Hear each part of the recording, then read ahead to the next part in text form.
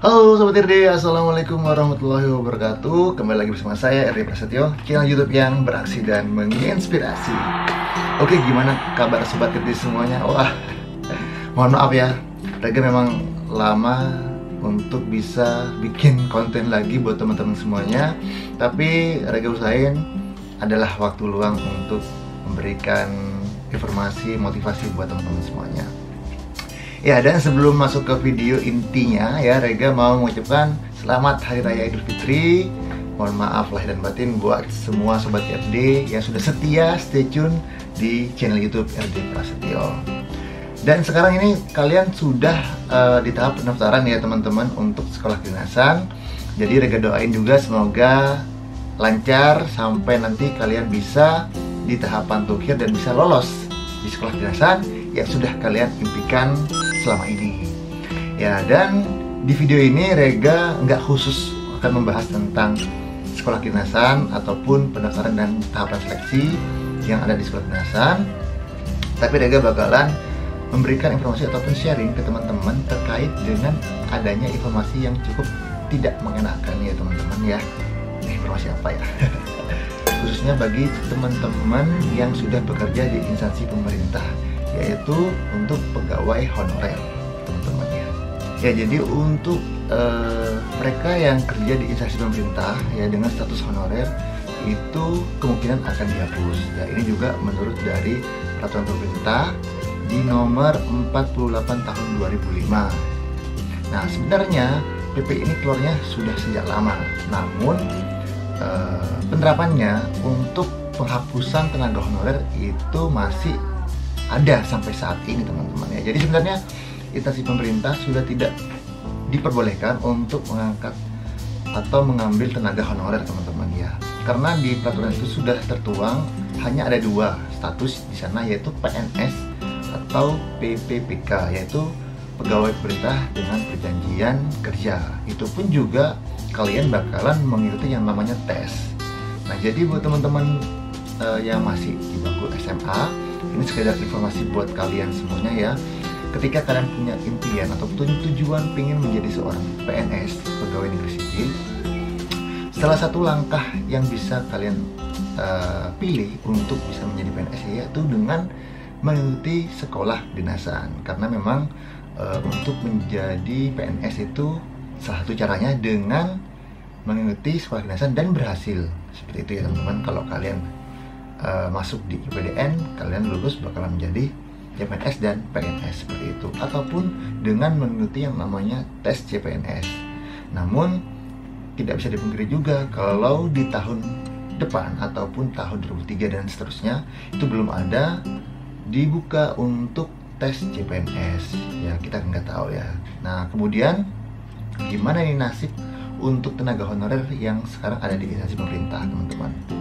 Ya, menurut informasi yang pernah Rega baca ya dari berbagai sumber, bahwasanya bagi mereka tenaga honorer yang ada di instansi pemerintah ya, yang sudah bekerja sejak lama, itu ada informasi bahwasanya akan diangkat menjadi seorang CPNS teman-teman ya, tapi dengan beberapa kriteria dan syarat ya.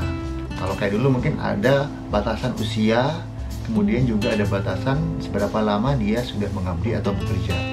Nah, itu bakalan mungkin ada kriterianya mulai dari yang usia 45, kemudian dengan masa kerja paling lama mungkin itu yang akan didahulukan. Tapi itu belum pasti juga, karena yang pasti yang sudah informasi yang sudah beredar sampai saat ini juga, yaitu instansi pemerintah di Pemda dan dimanapun juga itu tidak diperbolehkan untuk ya mengangkat tenaga honorer. Jadi ya buat teman-teman yang sekarang masih sekolah di bangku SMA, bisa kalian pikirkan kembali nih gimana langkah kalian untuk menjadi seorang PNS dengan melalui cara yaitu mengikuti sekolah kedinasan.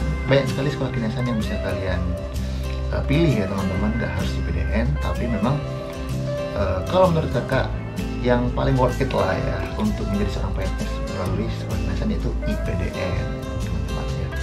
Terus buat kalian semuanya yang nanya nih, Kak, gimana sih langkah-langkahnya tuh ketika kita melakukan pendaftaran PNS ataupun PPPK. Sebenarnya sama teman-teman ya. Jadi ketika nanti bakalan dibuka nih ya untuk pendaftaran CPNS dan tes CPNS serta PPPK, sebenarnya tahapannya ataupun apa yang akan diujikan itu hampir mirip dengan tes IPDN teman-teman ya. Itu melalui sistem CAT SKD ya. Jadi SKD ini tes yang bakalan kalian lalui.